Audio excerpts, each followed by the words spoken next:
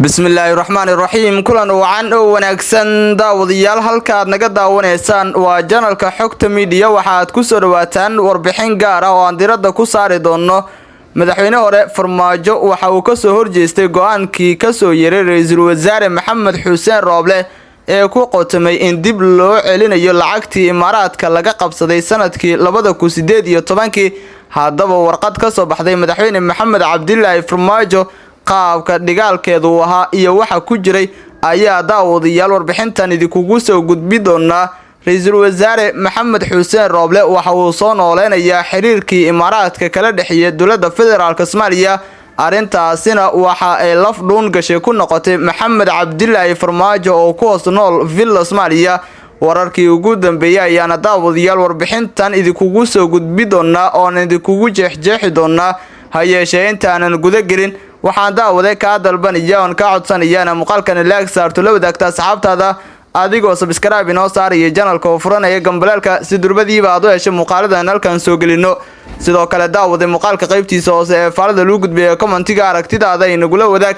markaana daawaday waxaad ku soo dhawaataa warbixinteena. ra'iisul wasaare Maxamed Xuseen Rooble ayaa soo nooleynaya xiriirkii Imaaraadka kala dhaxeeyay dowladda federaalka Soomaaliya. ra'iisul wasaaraha xukuumadda xilgaarsiinta ee Soomaaliya injineer Maxamed Xuseen Rooble ayaa waqtigan doonaya in uu dib u soo nooleeyo xiriirkii ka dhaxeeyay Imaaraadka Carabta iyo Soomaaliya muddo 5 sano ah oo meeshii ugu hooseysay gaaray xiriirka dalalka Soomaaliya iyo Imaaraadka Carabta hadda waa mid soo noolaanaya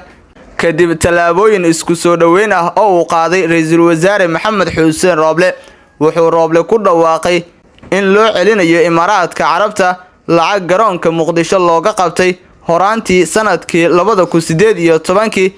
taas oo dhan 10 milyan oo dollarka Mareykanka kuna socotay safaaradda ay ku leeyihiin dalka isagoo sidoo kalena gudoomay deeq ay Imaaraadku Soomaaliya keeneen. ra'iisul wasaaraha xukuumadda xilgaarsiinta ee Soomaaliya mudane Maxamed Xuseen Rooble ayaa qorshahan u sameynaya si uu niyad jabiyo Qatar oo tartan dhanka siyaasadda Soomaaliya kula jirta Imaaraadka isla markaana maalgelisa kuwa sharci darada ku fadhiya madaxtooyada dalka xubno ka tirsan madaxda dowlad goboleedyada iyo midowga musharaxiinta gaar ahaan siyaasiyiinta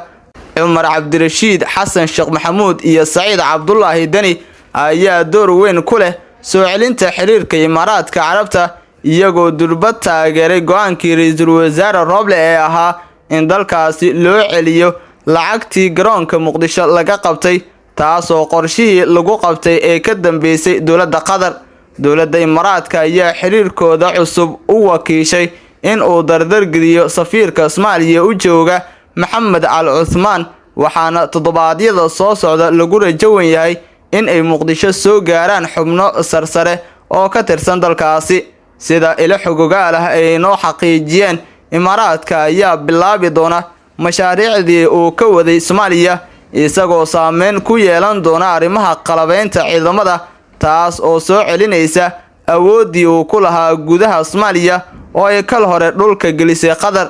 xiriirka Imaaraadka ee la soo celiyay ayaa soo kordhinaya walaacii hareeye Farmaajo waana mid bidhaaminaysa in Rooble uu go'aan rasmi ah qaatay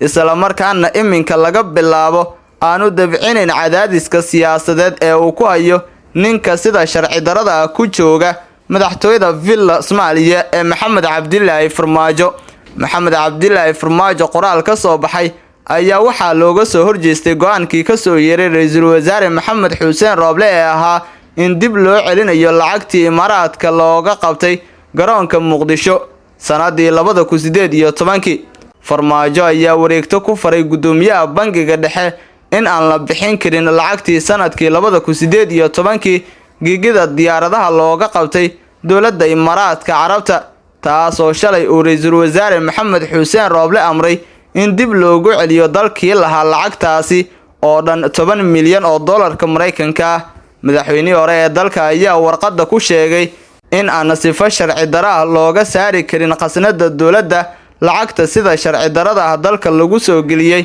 ee hay'adaha ammaanka qabteen. tani ayaa imaanaysa